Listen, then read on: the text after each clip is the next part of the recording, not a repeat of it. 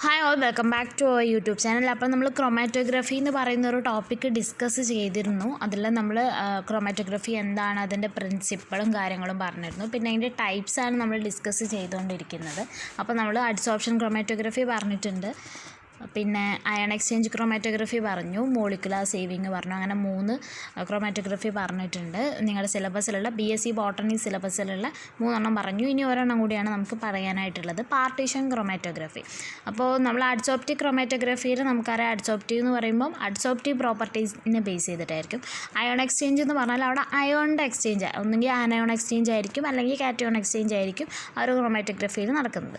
പിന്നെ molecular sieving എന്ന് പറഞ്ഞാൽ നമ്മൾ മോളിക്കുലാർ സീവ് അല്ലെങ്കിൽ നമ്മുടെ അരിപ്പ പോലെ അരിച്ചെടുക്കുന്ന ഒരു പ്രക്രിയയാണ് എന്ത്, മോളിക്കുലാർ സീവിങ് എന്ന് പറയുന്നത്. അതിൽ ലാർജ് ആയിട്ടുള്ളത് ഇൻ്റർസെല്ലുലാർ സ്പേസിലൂടെ കടന്നു പോയിട്ട് സ്മോൾ ആയിട്ടുള്ള ടാർജറ്റഡ് പാർട്ടിക്കിൾസ് എന്ത് ചെയ്യും, ആ പോറസ് ആയിട്ടുള്ള നമ്മുടെ സ്റ്റേഷനറി ഫേസിൻ്റെ ഇടയിൽ ട്രാപ്പായി പോകുന്നതാണ് എന്ത്, മോളിക്കുലാർ സീവിങ്. ഇനി അടുത്തതാണ് എന്ത്, പാർട്ടീഷൻ ക്രൊമാറ്റോഗ്രഫി. പാർട്ടീഷൻ ക്രൊമാറ്റോഗ്രഫി നമ്മൾ പറഞ്ഞ പോലെ ഒരു കോളം ക്രൊമാറ്റോഗ്രഫിയാണ്. ഇതിൽ നമ്മൾ ആദ്യം നമുക്ക് സെപ്പറേറ്റ് ചെയ്യേണ്ട ആ ഹോമോജിനേറ്റിനെ നമ്മൾ ഫസ്റ്റ് മൊബൈൽ ഫേസിൻ്റെയും സ്റ്റേഷനറി ഫേസ്, അതായത് ഈ 2 ഫേസുകളുടെ ഇടയിൽ പാർട്ടീഷൻ ചെയ്യാനായിട്ട് അലൗ ചെയ്യുകയാണ്.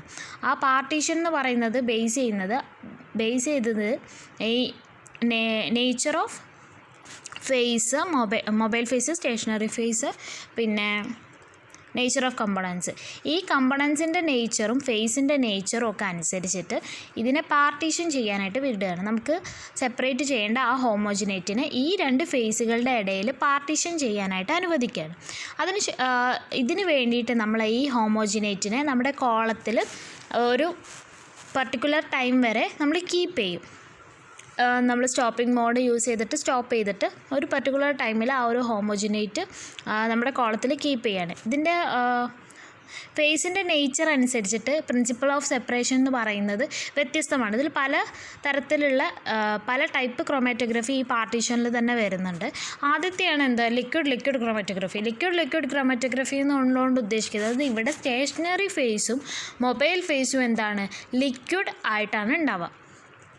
ലിക്വിഡ് ഫേസിലാണ് എന്തുണ്ടാവുക, സ്റ്റേഷനറി ഫേസും മൊബൈൽ ഫേസും ഉണ്ടാവുക.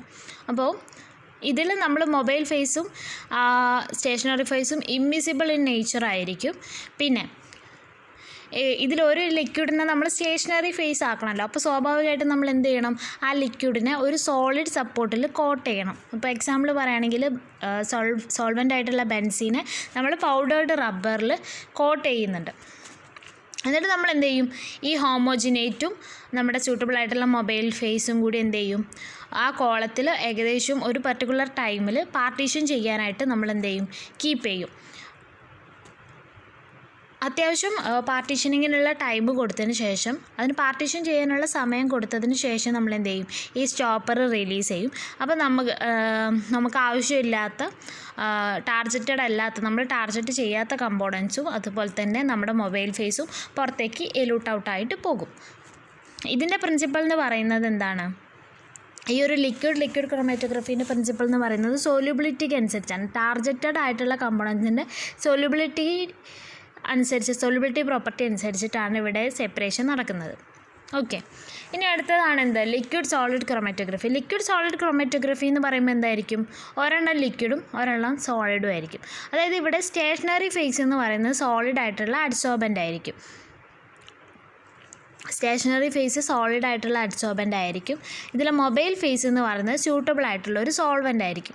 അപ്പോൾ മൊബൈൽ ഫേസ് ലിക്വിഡ് ഫേസിലാണ്, സ്റ്റേഷനറി ഫേസ് സോളിഡ് ഫേസിൽ. ഇവിടെ അഡ്സോപ്റ്റീവ് പ്രോപ്പർട്ടി, നമ്മൾ അഡ്സോർപ്ഷൻ ക്രൊമാറ്റോഗ്രഫി പറയുമ്പോൾ അഡ്സോപ്റ്റീവ് പ്രോപ്പർട്ടിക്ക് അനുസരിച്ചിട്ടായിരിക്കും ഈ ലിക്വിഡ് സോളിഡ് ക്രൊമാറ്റോഗ്രഫിയിൽ എന്താണ്, ടാർജറ്റഡ് ആയിട്ടുള്ള കമ്പോണൻസ് നമ്മൾ സെപ്പറേറ്റ് ചെയ്തെടുക്കുന്നത്. ഇനി അടുത്താണ് എന്ത്, gas liquid chromatography. Gas liquid എന്ന് പറയുമ്പോൾ ഒരെണ്ണം ഗ്യാസും മറ്റേതെന്താണ്, ലിക്വിഡുമാണ്. ഇതിൽ മൊബൈൽ ഫേസ് എന്ന് പറയുന്നത് എന്താണ്, ഗ്യാഷ്യസ് ആണ്. എപ്പോഴും നമ്മുടെ മൊബൈൽ ഫേസ് എന്ന് പറയുന്നത് എന്തായിരിക്കും, ഗ്യാഷ്യസ് ആയിട്ടായിരിക്കും ഗ്യാസ് ലിക്വിഡ് ക്രൊമാറ്റോഗ്രഫിയിൽ.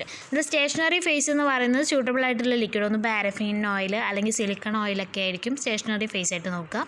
ഈ സ്റ്റേഷനറി ഫേസിലുള്ള ലിക്വിഡിനെ നമ്മൾ എന്ത് ചെയ്യും, ഒരു സോളിഡ് സപ്പോർട്ടിൽ കോട്ട് ചെയ്യും. ഇപ്പോൾ നേരത്തെ പറഞ്ഞ പോലെ സോളിഡ് സപ്പോർട്ടിൽ കോട്ട് ചെയ്യും.